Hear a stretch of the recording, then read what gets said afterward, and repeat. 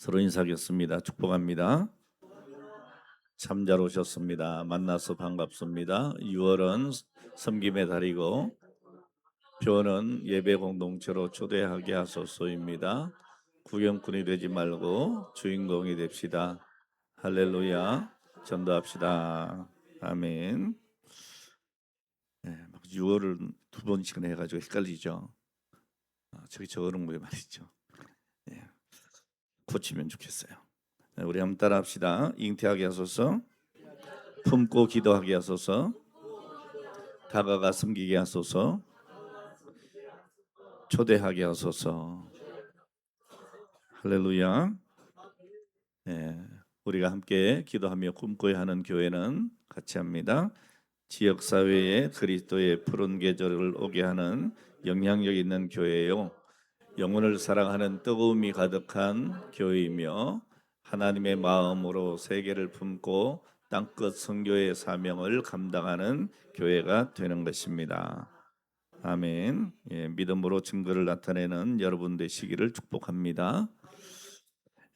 이번 6월은 국가적으로는 호국의 달입니다. 지난주에 현충일이 있었고요. 또 앞으로 돌아올 6.25 전쟁 기억하는 일이 있습니다. 자, 그래서 6월은 우리가 기억의 달이다라고 할 수도 있습니다. 기억해야 할 것을 꼭 기억해야 되겠다는 겁니다. 우리 가정, 직장, 교회를 위해서도 당연히 여러분 기도해야 되겠지만은 호국 보훈의 달을 보내면서 우리가 나라를 위해서, 국가를 위해서도 기도하는 성도와 교회가 되어야 될 줄 믿습니다. 그리고 그동안 우리나라 독립과 또 발전을 위해서 생명을 바친 호국 보훈의 그런 많은 우리의 선조들, 우리 호국 용사들의 가정에 하나님의 축복이 임하도록 여러분 기도해야 될 줄 믿습니다. 제가 가끔 이렇게 TV나 이렇게 뉴스나 또 언론에 이렇게 비춰지는 우리 독립유공자들이나 또 이 나라를 위해 희생하신 분들의 후손을 보면 잘 살면 좋겠는데 참 안타깝게 그렇게 살아가는 분들이 참 많더라고요. 그 가족들이 정말 가난에 찌들어 살거나 여러 가지 어려운 가운데 사는 것을 보게 되는데 참 가슴 아프고, 자, 이래서는 안 되지 않나 하는 생각을 많이 해보게 됩니다. 어쨌든 그들의 삶을 위해서도 우리가 기도해야 될 줄로 믿습니다. 사람은 무엇을 기억하느냐에 따라서 인생이 달라질 수 있습니다. 은혜를 기억하는 사람은 감사하며 살고, 교훈을 기억하는 사람은 지혜롭게 살고, 또 희생을 기억하는 사람은 책임 있게 살게 됩니다. 반대로 기억해야 할 것을 잊어버리면 같은 실수를 반복하는 오늘 그런 안타까움이 있게 되어집니다. 자, 오늘 본문에 등장하는 이 느헤미야 선지자는 기억의 사람이라 이렇게 볼 수 있습니다. 이 느헤미야서를 읽어보면 내 하나님이여 나를 기억하소서라고 하는 기도가 반복해서 등장하는 것을 읽을 수가 있습니다. 느헤미야는 모두 7번이나 하나님 앞에 자신을 기억해 달라고 하는 기도를 합니다. 그는 하나님께 기억해 달라고 기도했을 뿐 아니라 자신도 기억해야 할 것을 잊지 않았습니다. 오늘은 이 느헤미야가 기억한 것이 무엇인가 하는 것을 살피면서 우리도 무엇을 기억하고 살아야 할지 오늘 그것을 함께 생각하면서 은혜 나누고자 합니다. 자, 먼저 이 느헤미야는 나라와 하나님의 일에 헌신한 사람들을 기억했습니다. 이 느헤미야서를 읽어보면 유난히 많은 이름들이 등장하고 있는 것을 보게 되는데요. 3장에 보면 예루살렘 성벽 재건에 참여한 사람들의 명단이 기록이 되어져 있습니다. 또 7장에 보면 바벨론 포로에서 돌아온 사람들의 명단이 기록되어져 있고요. 자, 이 명단은 사실 이 바벨론 포로로 돌아온 것은 이미 100년 전에 일어난 사건인데 그 주역들을 명단에 기록하고 있다고 하는 겁니다. 이 바벨론에서 돌아온 사람들은 대부분이 누구냐? 성전 공사에 헌신했던 사람들이었습니다. 그 명단을 기록한 것은 민족과 나라를 위해 희생하고 헌신한 사람들을 기억한다고 하는 의미가 되겠죠.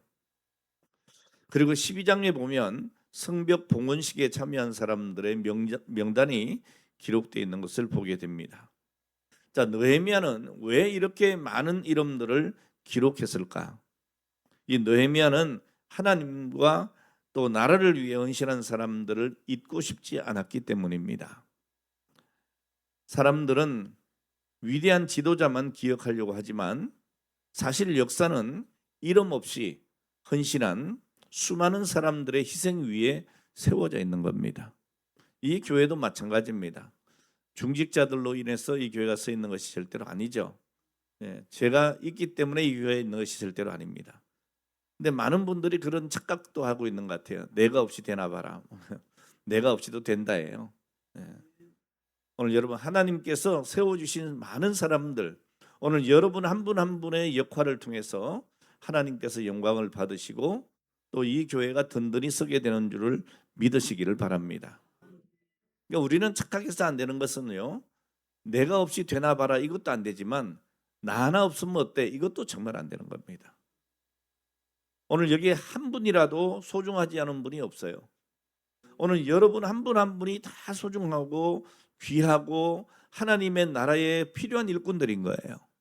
그래서 하나님이 불러주시고 말씀을 주시고 깨닫게 하시고 오늘 그리고 믿음 주셔서 순종하게 하시는 거예요. 그 모든 일들이 하나가 되어서 하나님의 나라가 세워지는 거죠. 이 느헤미야뿐만이 아니고 모세도 백성들에게 역사를 잘 기억했다가 후손들에게 가르쳐 줘야 하는 의무가 너에게 있다고 말합니다. 신명기 32장 7절의 말씀에 보면 옛날을 기억하라. 역대의 연대를 생각하라. 내 아버지에게 물어라. 그가 내게 설명할 것이요. 내 어른들에게 물어라. 그들이 내게 말하리로다 그랬어요. 여러분 역사를 기억하는 것은 사실 우리 신앙인의 의무예요.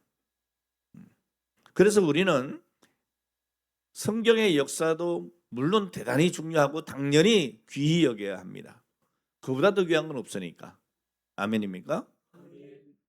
자, 그리고 우리가 살아가는 이 세상에 기억해야 될 것들도 참 많이 있는데 무엇보다도 여러분 우리가 오늘 여기 이렇게 함께 예배 드릴 수 있는 것은 나라가 있기 때문이에요.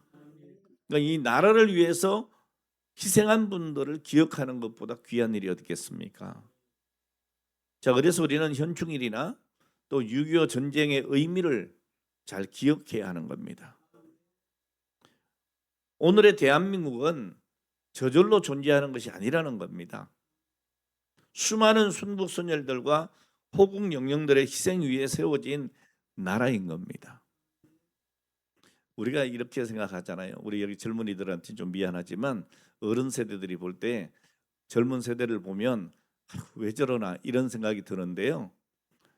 이번에 그 6.3 투표가 있었지 않습니까? 선거가 있었는데 그 이후에 일어난 참 입에 담기도 참담한 그런 일들, 국민의 참정권을 박탈당하는 이런 일들이 있었어요.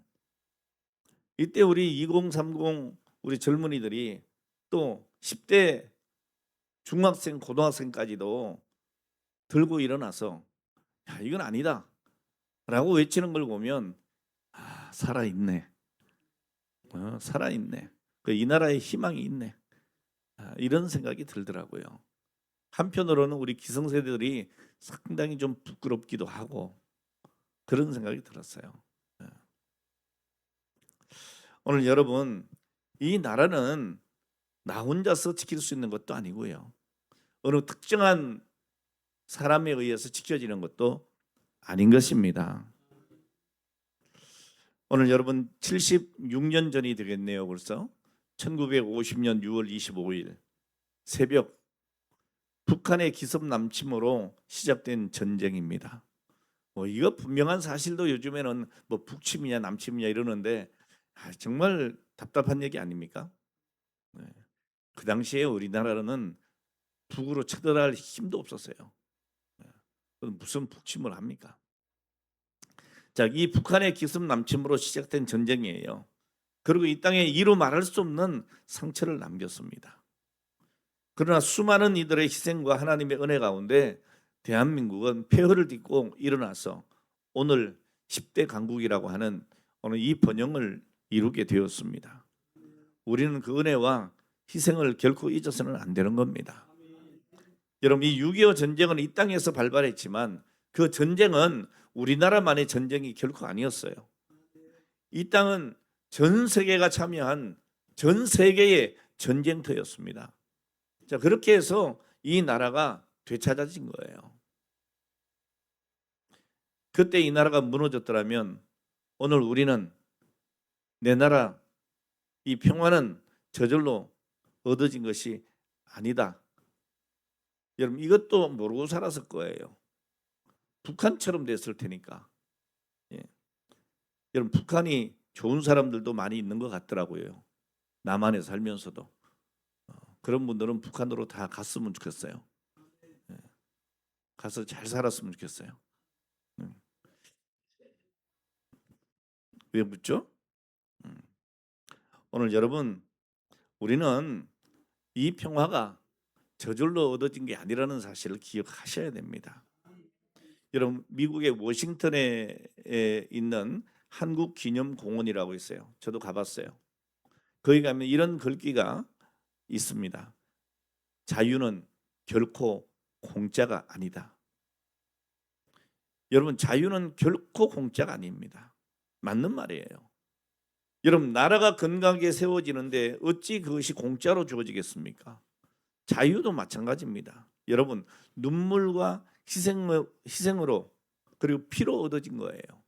이걸 우리가 잊어서는 안 된다는 겁니다. 6.25 전쟁 때 많은 사람들이 피 흘려 이 나라가 세워지고 이 땅에 자유가 주어졌어요. 여러분, 요즘 뭐 미군 철수 뭐 이렇게 하고 거기에 대한 상당히 적대감도 가지지만 저도 별로 안 좋아해요, 미국. 예. 트럼프 별로 안 좋아해요, 저도. 예. 자, 그러나 여러분, 그 개인적인 거란 감정을 떠나야 돼요. 예. 제가 왜 이 말씀을 드리겠어요? 여러분, 미군이 54,246명이 이 땅에 와서 싸웠어요. 여러분, 유엔군은 우리나라를 포함해서 모두가 62만 8,828명이 싸웠습니다. 또 6.25 전쟁 때에 미국의 대통령 아이젠하워 대통령 아들도 참전을 했어요. 우리나라 대통령 아들이 남의 나라 전쟁터 전쟁이 일어났다고 갈 수 있다고 하는 것, 이거 대단히 이례적인 일이에요. 그럴 수 있을까? 근데 여러분, 미국 대통령의 아들이 이 6.25 전쟁에 참전해서요 싸웠습니다. 그뿐이 아닙니다. 클라크 유엔 사령관입니다. 이 유엔군 사령관은 그 전쟁 때에 아들을 잃었어요. 남의 나라 땅에 와서 남의 전쟁에 와서 대신 싸우다가 죽은 거예요. 그뿐이 아닙니다. 워크 중장은 아들과 함께 6.25 전쟁에 참전했다가 아들과 아버지가 다 같이 이 땅에서 목숨을 잃었습니다. 오늘 여러분, 이처럼 자유나 안정이나 발전은 공짜로 얻어진 것이 아니라는 거예요. 지금 뭐 현재 이 미국이 어떻다 저렇다 뭐 거기 비판할 수 있고 뭐 싫어할 수도 있어요. 그러나 오늘 여러분이 과거에 이런 일들에 대해서까지도 오늘 여러분 잊어서는 안 됩니다. 오늘 여러분, 오늘 이 자유에는 지금의 안정을 누리는 여기에는 눈물이 있고 수고가 있고 희생이 있었다는 것을 우리는 기억해야 되는 겁니다. 전 참 가슴 아픈 일들 중에 하나는 정권이 바뀌거나 또 뭐 여러 가지 좀 생각이 다르다고 해서 무조건 저기는 악마화하고 여기 무조건 잘 됐다 이런 여러분 일들이 이 나라에 있어서는 안 된다고 봅니다. 공적이 있고 또는 잘못한 것도 있겠죠. 공과가 다 있을 수 있습니다. 그럼 우리는 공은 공으로 인정을 해야 하고 과는 우리가 따르지 않으면 돼요. 거울 삼고 다시는 이런 과를 범하지 않아야 되겠다라고 여러분 우리가 생각하고 발전적인 방향을 잡으면 되는 거예요. 그렇다고 해서 여러분 그 사람의 공까지도 다 무시해버리고 오늘 그것은 여러분 역사를 바로 하지 않는 거예요. 더 나가면 또 이상하다 그럴 테니까 여기까지만 해야 될 것 같아요. 오늘 여러분 하나님은 우리의 헌신을 결코 잊지 않으십니다. 우리도 나라를 위해 헌신한 사람들, 교회를 위해서 수고한 사람들, 믿음을 지키기 위해 희생한 신앙의 선배들을 기억해야 될 줄 믿습니다. 오늘 느헤미야는 오늘 그 은혜를 기억할 줄 아는 사람이었다는 것이죠. 자, 두 번째 이 느헤미야는 역사의 교훈을 기억했습니다. 우리는 이 역사를 정말 귀히 여기고 배워야 합니다. 요즘 이게 우리 초중고등 학교에서 역사를 어떻게 가르치는지는 잘 모르겠어요. 저희 때는 굉장히 제가 학교 다닐 때만 해도 역사 공부 정말 중요하게 생각을 했거든요. 요즘은 어떤지 모르겠습니다. 그러나 여러분 역사를 모르고 우리가 미래를 말할 수가 없어요. 역사는 귀한 겁니다. 여러분 수년 전 지금 최근 수년간 지금 전쟁을 하고 있는 우크라이나, 러시아와 지금 전쟁하고 있잖아요. 이 우크라이나의 비극은 역사의 교훈을 얼마나 소중히 여겨야 하는가를 우리에게 가르쳐주고 있는 내용 중에 하나예요. 사실은 무슨 말이냐? 2014년 러시아가 크림반도를 강제로 병합을 합니다. 그리고 동부 지역에서 무력 충돌이 계속됩니다. 많은 사람들은 오늘 이것이 더 큰 전쟁으로 이어질 것이라고 생각하지 않았어요. 그냥 국지전으로 생각을 한 거죠. 자, 그러나 2022년에 러시아의 전면 침공으로 우크라이나는 지금 국가의 존망 위기에 달려 있잖아요. 여러분 역사는 단순한 과거의 이야기가 아니라는 사실입니다. 미래를 준비하게 하는 경고로 받아야 합니다. 여러분 과거의 위기에서 교훈을 얻고 대비하는 나라는 살아남지만은 역사의 경고를 가볍게 여기면 더 큰 어려움을 맞이할 수밖에 없습니다. 과거에 여러분 우리나라 이 조선이 망한 이유가 뭡니까? 당파사업 아닙니까? 이게 여러분 다시 지금 현실 속에 그대로 되면 안 되는 거예요.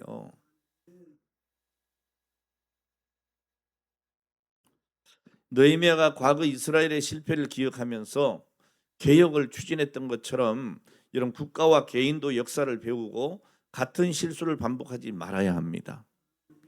역사를 알고 기억하면 여러분 하나님의 징계를 피하고 복된 삶을 영위할 수 있게 되는 것입니다.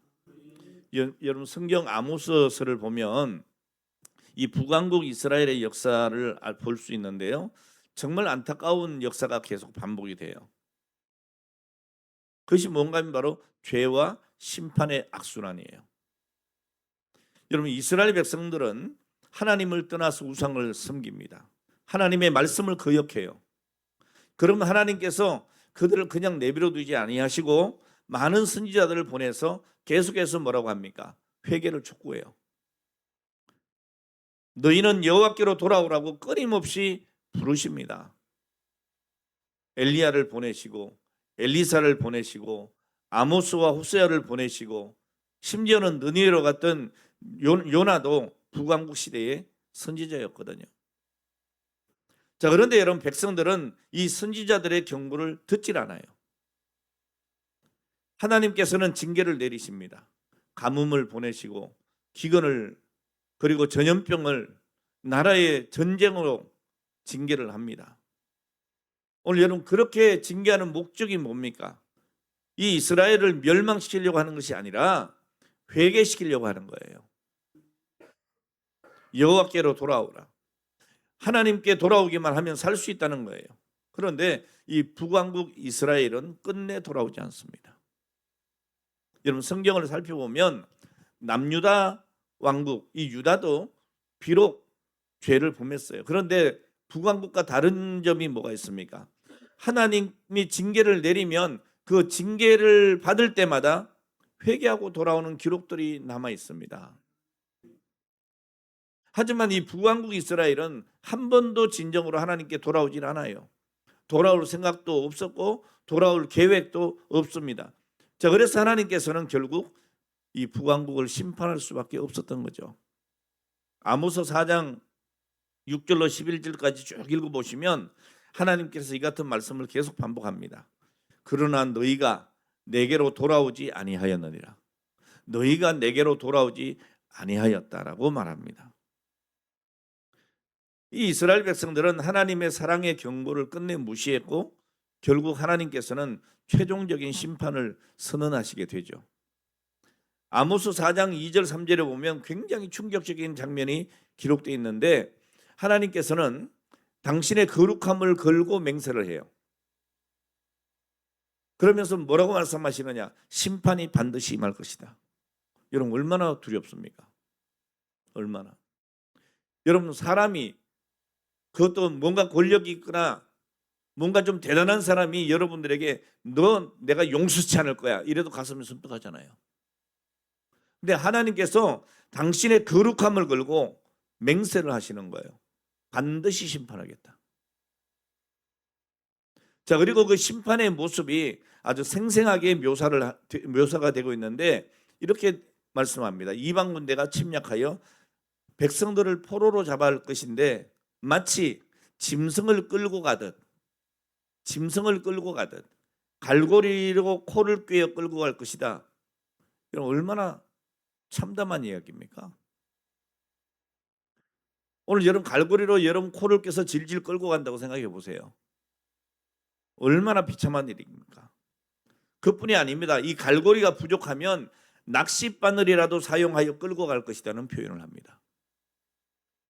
여러분 실제로 아수르 제국은 이 이스라엘을 포로로 끌고 갈 때에 이런 잔혹한 방법을 사용을 했어요. 역대하 33장 11절에도 유다왕 므낫세가 이 아수르에 끌려갈 때 갈고리에 꿰어 끌려갔다 이렇게 기록되어 있습니다. 자, 이것은 하나님의 심판이 얼마나 철저한지를 보여주는 거예요. 또한 성벽이 완전히 무너져 버려서 사람들이 성문으로 나갈 필요도 없이 자기 집 앞에서 바로 끌려나가게 될 것이다. 이렇게 되어 있습니다. 이게 무슨 얘기인지 아세요, 여러분? 여러분 성벽은 그 도시를 보호하는 마지막 방어선이잖아요. 근데 그 마지막 방어선인 성벽마저도 완전히 무너졌다는 거예요. 피할 곳이 없는 거예요. 예? 무슨 말입니까?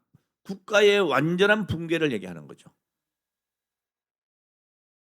더 나아가서 포로로 끌려가다가 지쳐 죽은 사람들은 하르몬이라고 하는 곳에서 버려질 것이다 그랬어요. 질질 끌려다니다가 죽으면요 그냥 버리는 거예요. 여러분 이 모든 장면은 하나님의 심판이 얼마나 무섭고 처절한지를 보여주고 있는 거예요.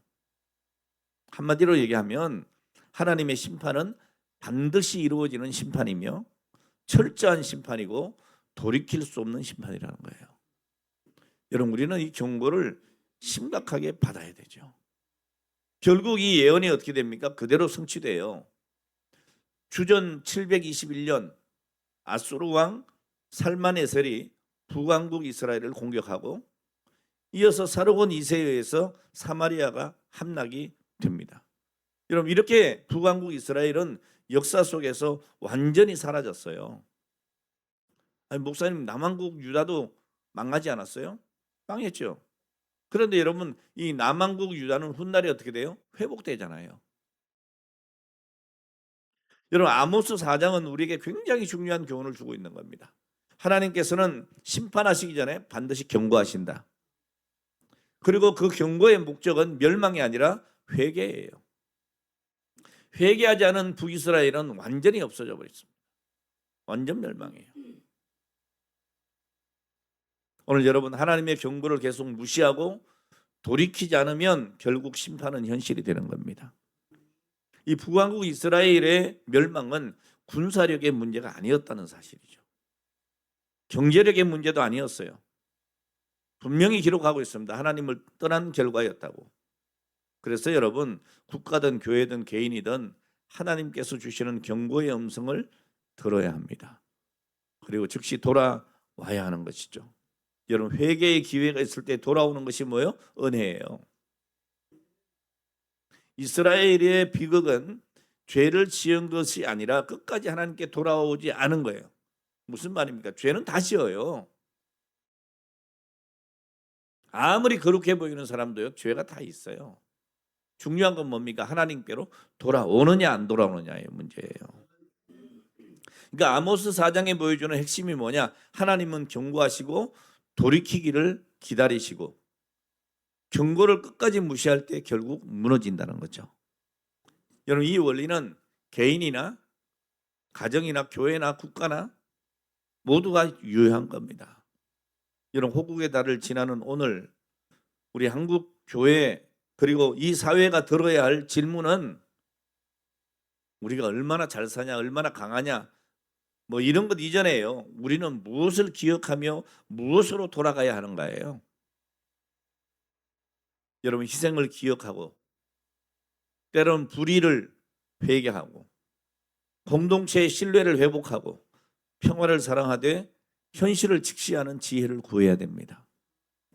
하나님은 경고로 끝나기를 원하시지 심판까지 원하시지는 않으세요. 근데 왜 심판하시느냐? 돌아오지 않기 때문입니다. 회개의 기회가 있을 때 돌아오는 것이 뭐라고요? 은혜라고요. 느헤미야는 단순히 과거를 회상하는 사람이 아니었습니다. 그는 역사 속에서 교훈을 배운 사람이었어요. 이 느헤미야는 과거의 역사의 교훈을 철저하게 기억을 하고 뭐합니까? 개혁을 합니다. 개혁 작업을 해요. 자, 이것은 느헤미야 10장에서 12장에 나오는 그 명단들을 보면 알 수가 있습니다. 여러분 느헤미야 10장에 보면 이방 사람들과 절교해요. 그리고 율법을 엄격하게 지키기로 서약한 사람들의 명단이 기록되어 있어요. 오늘 여러분 믿음의 결단이 필요합니다. 그리고 느헤미야 11장에 보면 예루살렘에 거주하기를 자원하는 사람들의 명단이 있습니다. 그리고 12장에 보면 제사장들, 레위 사람들의 명단이 기록되어 있어요. 자, 이 명단에서 우리는 율법을 제대로 지키고 예루살렘을 이스라엘의 신앙적인 그런 중심지가 되게 하고 이전의 영광을 회복하게 하고자 하는 이 느헤미야의 열망을 우리가 알 수가 있어요. 그러니까 이 느헤미야는 예루살렘 성벽 공사만 한 것이 아니에요. 사실 놀랍게도 여러분 이 예루살렘 성벽 공사는 불과 52일 만에 끝났습니다. 굉장한 일이에요. 기적 같은 일이죠. 자, 그리고 이 느헤미야는 그 총독으로 재직한 12년 동안에 뭘 합니까? 심혈을 기울여서 유대인들의 종교 작업을 합니다. 종교 개혁. 예? 이 느헤미야가 추진한 종교 개혁의 핵심이 뭐였느냐? 세 가지로 줄일 수 있어요. 그 첫 번째로는 11조를 제대로 해서 레위인들의 삶을 보장해 주는 것이었어요. 그게 10장에 기록되어 있습니다. 두 번째로는 이방인들과 결혼을 금지하는 개혁을 합니다. 느헤미야 13장에 보면. 세 번째는 뭐예요? 안식일을 제대로 거룩하게 지키자고 하는 개혁을 합니다. 느헤미야서 13장에 기록되어 있습니다. 이 개혁 작업에 헌신한 사람들의 명단을 느헤미야는 잊지 않고 기록하고 있는 것입니다. 오늘 여러분의 수고가 우리 교회도 기록되지만 하나님의 나라의 생명책에 기록되는 것을 믿으시기를 바랍니다. 자, 느헤미야가 이런 개혁 작업에 심혈을 기울인 이유가 뭐예요? 과거 역사에서 배웠기 때문에 그래요. 그런 여러분 안식일 개혁 작업을 하는 이유에 대해서 느헤미야서 13장 18절에 이렇게 기록하고 있어요. 너희 조상들이 이같이 행하지 아니하였느냐? 너희 조상들이 과거에 너희 조상들이 이렇게 행하지 않았느냐. 그래서 우리 하나님이 이 모든 재앙을 우리와 이 성읍에 내린 것이 아니냐. 돌이켜라. 자, 그래서 안식일을 제대로 지켜라. 안식일을 우리 조상들이 지키지 않아서 나라가 망하고 바벨론 포로의 비극이 닥치지 않았냐, 그 배우지 않았냐라고 얘기하고 있는 거죠. 또 이방인과의 결혼을 금지하는 이유도 여러분 솔로몬의 타락에서 배웠다는 것을 밝히고 있죠. 느헤미야서 13장 26절 이하의 말씀. 또 이르기를 옛적에 이스라엘 왕 솔로몬이 이 일로 범죄하지 아니하였느냐. 그런 많은 나라 중에 비길 왕이 없이 하나님의 사랑을 입은 자라. 하나님이 그를 왕으로 삼아 온 이스라엘을 다스리게 하였으나 이방 여인이 그를 범죄하게 하였나니. 오늘 여러분, 이 큰 악을 행하여 우리 하나님께 범죄하는 것을 우리가 어찌 용납하겠느냐고 느헤미야는 말하고 있습니다. 자, 그래서 이 느헤미야는 과거 역사에서 똑똑히 배웠기 때문에 여러분 비극의 역사를 되풀이하지 않겠다고 개혁 작업에 들어선 거예요. 여러분 역사를 기억하지 못하는 민족은 같은 실수를 반복합니다. 오늘 여러분 정말 이 나라 이 민족이 과거를 기억해야 합니다. 왜 이 나라에 어려움이 왔는지, 어떻게 이 나라가 잘 살게 됐는지 기억해야 합니다. 그런데 오늘날 사회를 들여다보면 답답함이 있는 것이 사실이에요. 그냥 저절로 잘 살게 된 것처럼 생각을 해요. 오늘 여러분 우리 역시도 과거를 기억해야 돼요. 6.25 전쟁의 비극이 어떻게 일어났는지 기억해야 합니다. 자유가 얼마나 값비싼 희생 위에 세워졌는지 기억해야 됩니다. 이 땅에 전쟁이 또 일어나면 오늘 그보다 더 참혹한 피해 대가가 있다는 것을 기억해야 한단 말이에요. 또한 무엇보다도 우리는 영적인 교훈을 기억해야 합니다. 하나님을 떠날 때 망했고 하나님께 돌아올 때에 회복이 됐다는 것. 오늘 이것이 성경이 가르치는 역사예요. 오늘 여러분이나 가정이나 교회도 마찬가지예요. 여러분 하나님보다 세상을 앞세우면 무너집니다. 그러나 하나님 중심에 두면 회복이 되는 것을 믿으시기를 바랍니다. 마지막으로 여러분 느헤미야는 그 받은 은혜를 꼭 기억했다는 거죠. 여러분 누구나 다 은혜 속에 살아갑니다. 여기 은혜 받지 않은 사람은 아무도 없어요. 우리 하나님의 은혜는 당연하지만 우리가 이 땅에 사회생활을 하면서도 누군가의 은혜 속에 살아가는 거예요. 근데 문제가 뭡니까? 받은 은혜를 잊어버리기 쉽다는 거예요. 여러분 은혜를 기억하는 사람은 감사하며 살지만은 은혜를 잊어버린 사람은 교만해집니다. 여러분 느헤미야는 은혜를 기억하는 사람이었어요. 이 느헤미야는 원래 예루살렘 사람이 아니에요. 그런 페르시아 제국의 수도 수상궁에서 왕의 술관원으로 일했던 사람이에요. 그냥 거기서 잘 먹고 잘 살면 되는 사람이에요. 뭐 굳이 그 멀리 예루살렘이 지금 어떻게 됐는지 사실 개인적인 생활로 보면 아무 문제가 없었던 사람이에요. 상관이 없었어요. 자, 그런데 이 느헤미야는 고국 이스라엘의 그 예루살렘의 참담한 소식을 듣게 되죠. 성벽은 무너져 있었고 백성들은 큰 수치를 당하고 있다. 그때 이 사람은요 그 조국을 위해서 울며 기도합니다. 여러분 느헤미야 개인적으로 보면 그럴 필요가 없다니까요. 왕의 술 맡은 관원이에요.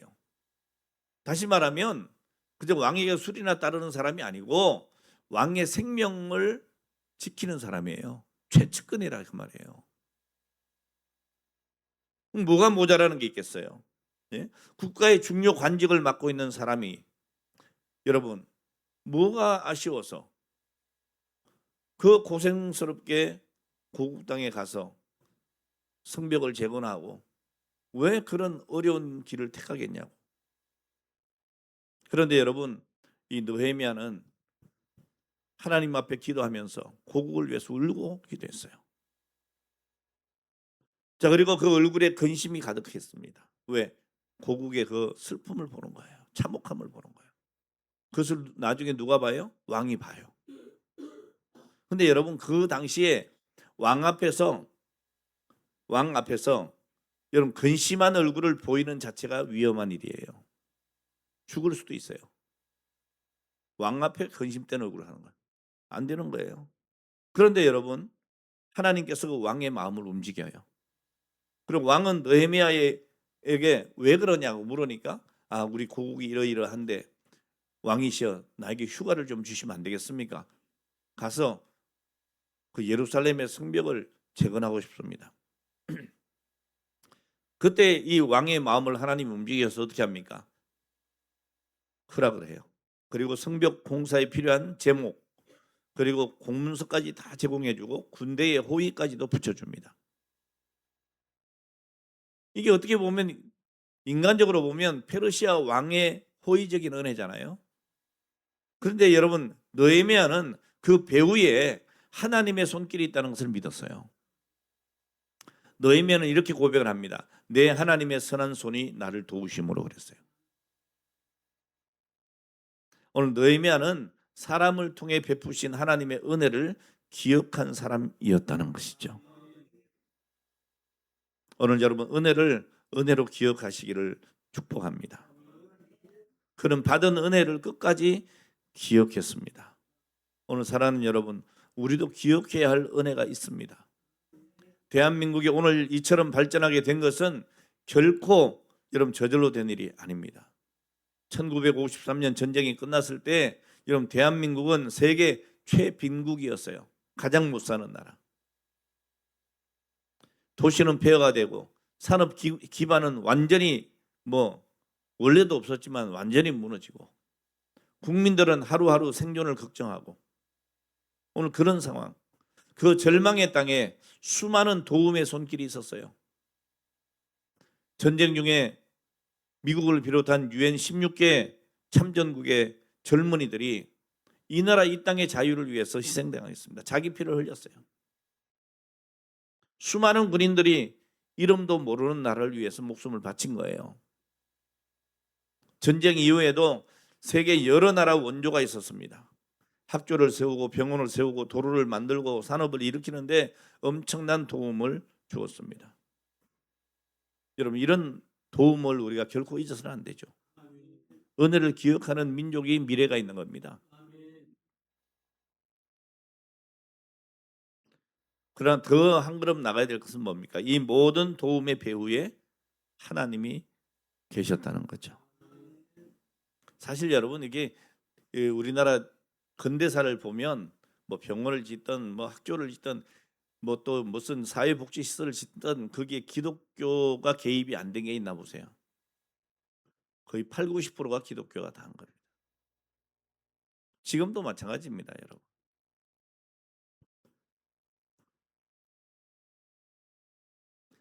사람들은 이 대한민국의 발전을 이야기할 때 경제 정책을 말하고 기업가 정신을 말하고 건면성을 말합니다. 물론 중요한 요소들이죠.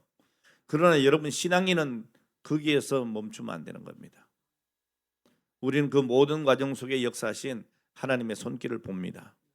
시편 127편은 이렇게 말합니다. 여호와께서 집을 세우지 아니하시면 세우는 자의 수고가 헛되다고. 여러분 폐허 속에서 다시 일어설 수 있었던 것도 하나님의 은혜입니다. 가난을 극복하고 세계적인 경제 강국이 된 것도 하나님의 은혜였습니다. 세계가 놀랄 만큼 복음이 확장되고 교회가 부흥한 것은 하나님의 은혜였습니다. 여러분 이 나라의 성장은 기독교 신앙 그 기독교 부흥과 비례합니다. 하나님께서 길을 열어주셨고 하나님께서 사람을 보내주셨고 하나님께서 기회를 허락해 주신 겁니다. 자, 그러므로 우리가 가장 먼저 기억해야 될 것은 하나님이십니다. 사람의 도움을 기억하되 하나님을 잊어서는 안 되는 겁니다. 가정을 지켜주신 은혜를 기억하되 하나님을 잊어서는 안 되는 겁니다. 교회를 세워주신 은혜를 기억하되 여러분 하나님을 잊어서는 안 됩니다. 느헤미야는 사람을 통해서 주신 은혜를 기억했고 그 은혜의 배후에 계신 하나님을 기억했습니다. 그래서 그는 신실할 수가 있었고 끝까지 사명을 감당할 수 있었습니다. 오늘 말씀을 정리하려고 합니다. 여러분 보은의 달을 맞이해서 우리도 기억합시다. 자유를 위해 희생당한 이들을 기억합시다. 대한민국을 도운 이들을 그 은혜를 기억합시다. 그리고 그 모든 역사를 주관하시고 오늘까지 우리 민족을 인도하신 하나님을 기억합시다. 은혜를 기억하는 민족에게 미래가 있습니다. 은혜를 기억하는 성도에게 하나님의 복이 있습니다. 무엇보다도 하나님을 기억하는 사람이 하나님께도 기억되는 오늘 그런 복이 있습니다. 오늘 여러분, 오늘 지금도 우리를 붙드시고 인도하시는 하나님을 기억하며 살아가시길 바랍니다. 그때 하나님께서도 여러분을 기억하시고 여러분 한 분 한 분을 기억하시고 여러분은 복된 인생이 될 줄 믿습니다. 기도하겠습니다.